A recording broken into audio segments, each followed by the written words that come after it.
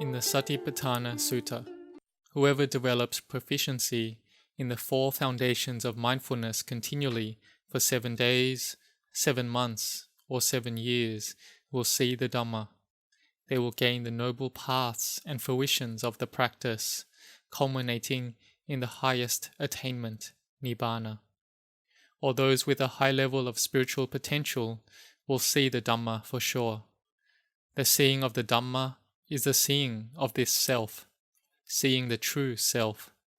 This word self is this having a sense of self, of an us and a them. So what is this true self like?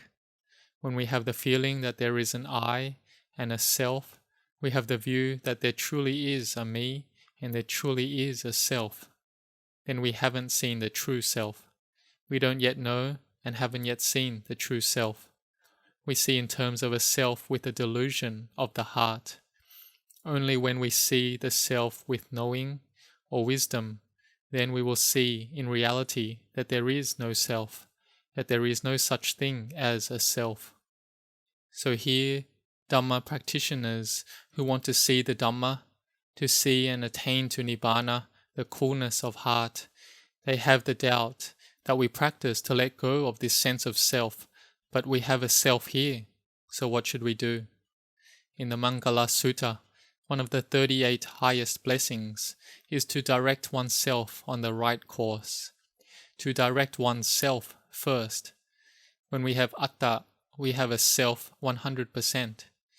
The Buddha teaches us to direct the self on the right course, with a goal at the end of the path that will lead the mind to have knowing and wisdom and can be free from defilements.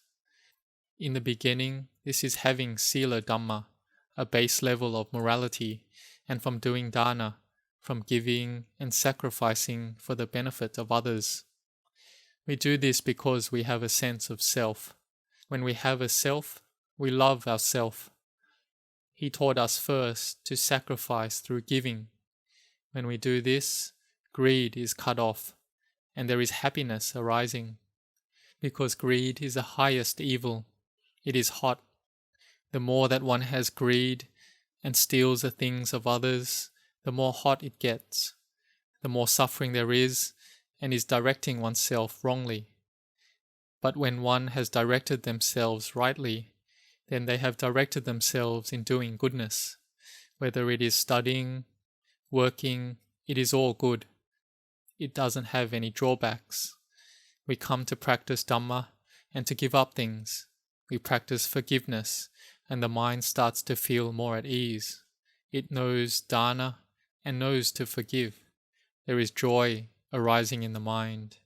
Here, there is a self, but we use this self to give up the bad and unskillful, and we use the self to do goodness first.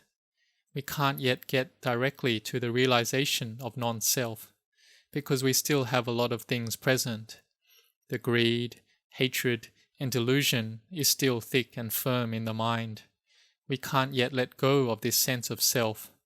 It's not like Venerable Anya Kodanya, whose mind was already very refined. The Buddha taught that all things that have the nature to arise have the nature to cease. Hearing this, Venerable Anya Kodanya could let go of this sense of self. He was ready to attain to Dhamma and to the realization of non-self. But we also hear this, but we can't yet let go. We still fully have a sense of self. There is self, me, and mine. We have my children, wife, husband, family, everything. It's all us. We can't yet let go. So we need to begin first by doing dana, giving and making merit. Then we have more faith and confidence in the Buddha. We listen to Dhamma more often. We get rid of more defilements, and the mind goes up a level, and it has sila or morality. It's like a tree which has thick leaves. It's green and lush. This tree is compared to us knowing how to sacrifice and give, and then our minds have more freshness. But it's only to the level of the leaves of the tree. But if the tree had no leaves or greenness, it wouldn't be worth looking at. Maybe it is in autumn, and there is just the tree, the trunk and branches. It's not really worth seeing. We people are like this as well. When we know how to do dana, the mind is lush and fresh, like the leaves that are green.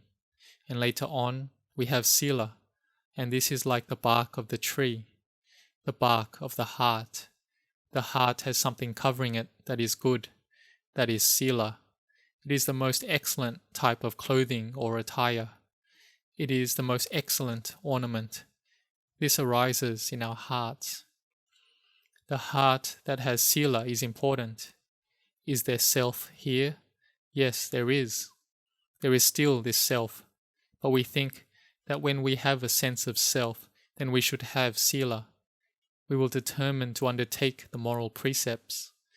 It is all self here, but it is directing this self on the right course, that which heads towards non-self. But we have to have a self first. We keep our sila well through having restraint over our actions and speech. No matter how much anger and hatred we have, it won't cross over into seeking and trying to harm anyone. If sometimes the mind thinks to harm others, then what should we do? We need to use mindfulness to let go of those harmful thoughts. These thoughts of ill will and seeking harm are normal for the mind that has the mental defilements taking over. But our mindfulness can know these thoughts in time, and we don't act on it. We don't speak or do it. We think and think of it, but we don't do it. Then the mental defilements can't do anything to us. This is sila. We still have things in the mind that cause it to be chaotic. Greed, hatred, and delusion is strong, but we don't act on it. We can restrain the mind, and this is sila. It is just like the tree that has the bark covering it well. Our hearts have sila covering it. There is hotness inside. Anger arises, delusion arises, it burns the mind a lot. Here we need to have patient endurance. It is all self here, so put forth effort. The Buddha taught us here to have a meditation object. We want the mind to be more cooler than this. When we love this self, we direct the self rightly. We have the goal for the heart to be cool, but the heart is still hot. He taught us to meditate with the mantra Buddho, Dhammo, Sangho, or we can use Arahang Buddho. It's up to you which meditation mantra you use.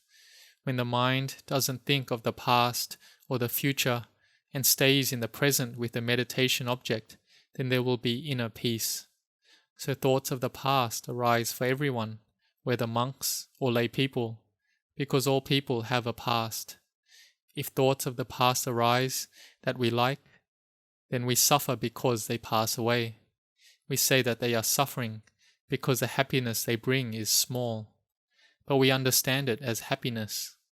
Yet when there is thoughts that are painful, we understand this feeling well and know that it is suffering, that it's hard to bear. Every person has these types of thoughts and feelings. Here we establish mindfulness to not get caught up in the thoughts that lead to the lowering of the mind. When we proliferate about the future, there is just fear. Fear of pain, fear of sickness, fear of death, fear of separation, fear of losing one's job, fear that one's business doesn't go well, all types of fear. If we manage a large business, then they say that the higher position one gains, the more lonely, the more fear, the more suffering there is. Searching for wealth on the outside is like this. It's full of suffering. So the Buddha taught us to stay with the present. If we look at the future, it's not peaceful. If we go to the past, it's chaotic. So stay in the present. But the mind doesn't want to stay. The mind likes to go to the past and the future. They are the mental objects the mind consumes. This is because the mind is untrained. But the trained mind will give oneself happiness, to ourself, to our heart. So what do? He taught us to meditate, standing, walking, sitting, and lying down, then internally recite Arahang Butto, Butto Arahang, or being just left with the repetition of Butto, Butto, Butto. Repeat Butto internally often. When we don't need to use our brain and thoughts with our work, then when we are eating, we can recite Butto. When we are showering, we can recite Butto. When we are dressing up, we can recite Butto. We can meditate with our activities. Whichever meditation object we use, we bring it up in the mind constantly. We do this until it becomes our character, until it becomes second nature. So we should determine to train in a meditation object like this. Our establishing of a meditation object leads to stillness and peace arising in the mind. There is still self here. We are peaceful, but we have developed our self to another level. From the us whose mind is chaotic and doesn't have sila Dhamma, we have dana. Then we have sila, and then we develop samadhi or concentration through doing our chanting and meditation. The mind becomes joyous and contented, and then later this develops into wisdom. Here wisdom has arisen. Through all this we have self in everything. Even when we do good, it is still from a sense of self. Someone may come to us telling us that we're no good. Then the I arises. We get angry. We feel we did good, but they said we didn't do good. Because we still have attachments. We still have self and attachment, seeing things with a sense of self. We don't yet see the nature of arising, staying, and ceasing. We don't yet see the nature of reality. The Buddha taught Venerable Anya Kodanya, and Venerable Anya Kodanya saw the nature of reality, that it arises, stays, and ceases as normal. If our mind has stillness arise, it is in the present. We can see the present moment, seeing the arising, staying, and ceasing of all things. This may be the material objects in the world, of nature, or that humans build. Take for example this hall. It may have an 80-year lifespan. We may know this, but we don't yet see this clearly.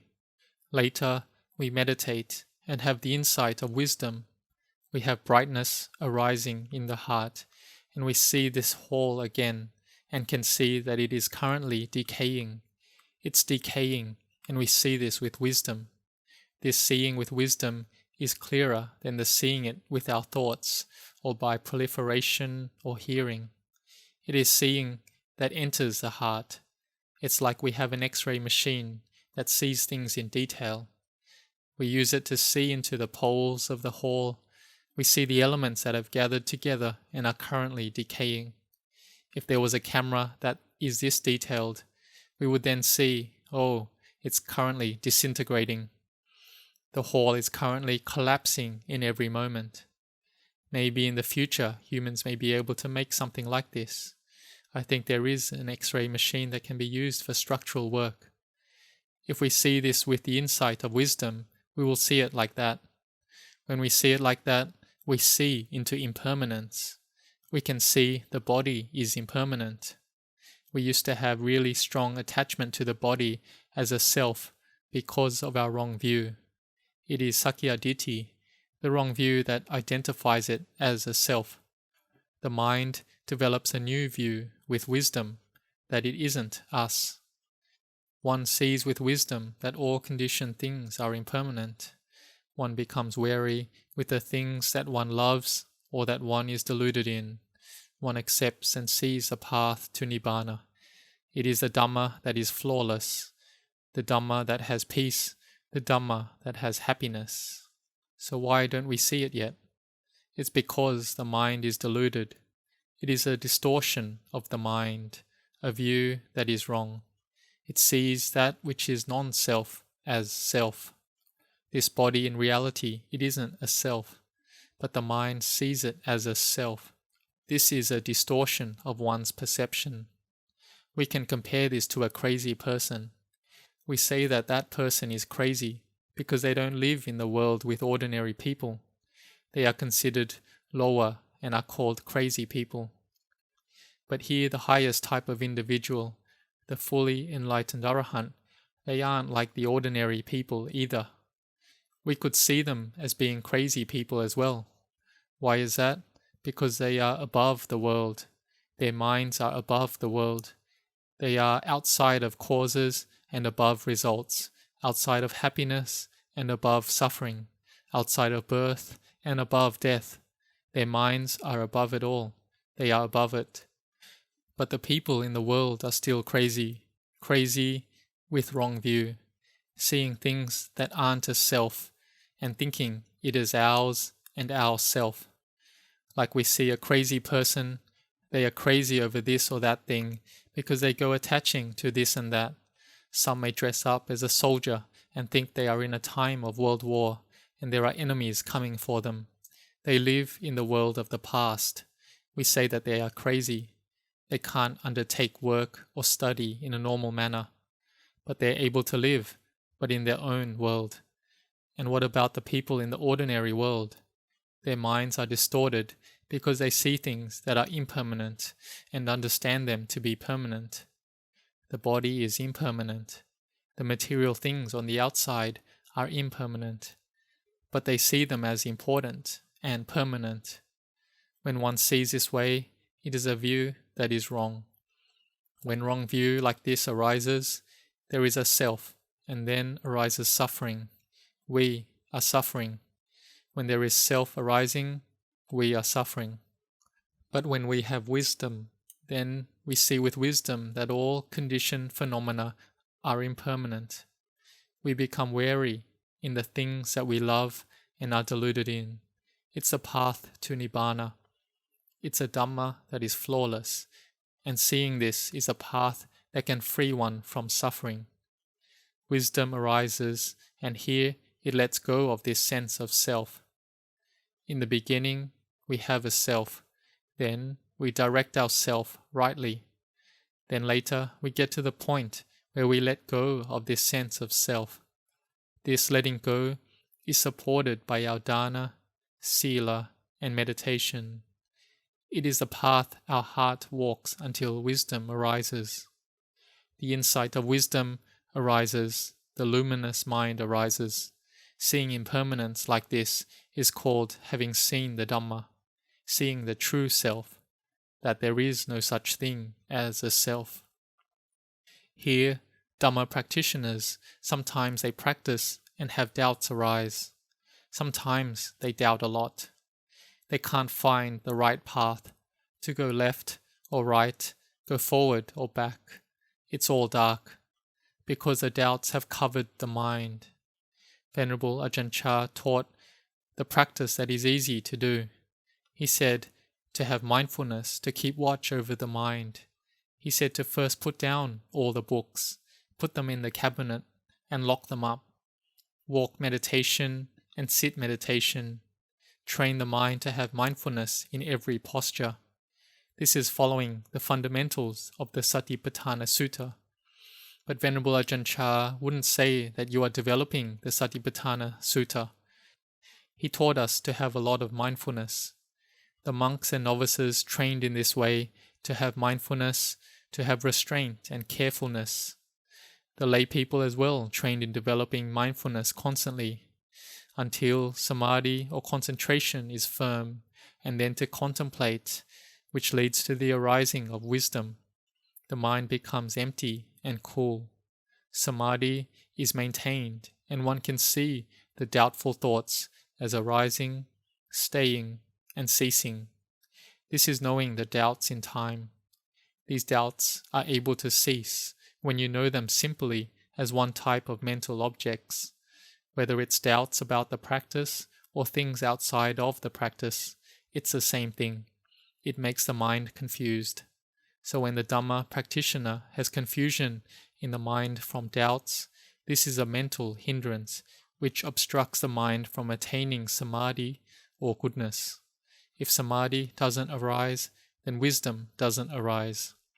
So can you see that dana is compared to the leaves of a tree, sila is like the bark of the tree, samadhi is like the softwood of the tree, and wisdom is like the heartwood of that tree. So to get to this heartwood, the part of the tree which has the most benefit, we need to start from dana, sila, meditation, developing mindfulness, and getting to wisdom. We have to walk this way until wisdom can arise in the heart. All of us Buddhists, whether close or far away, we should practice in this way. Then wherever we are, we will see the Dhamma, and we will all see the inner Buddha. May you all grow in Dhamma and in blessings.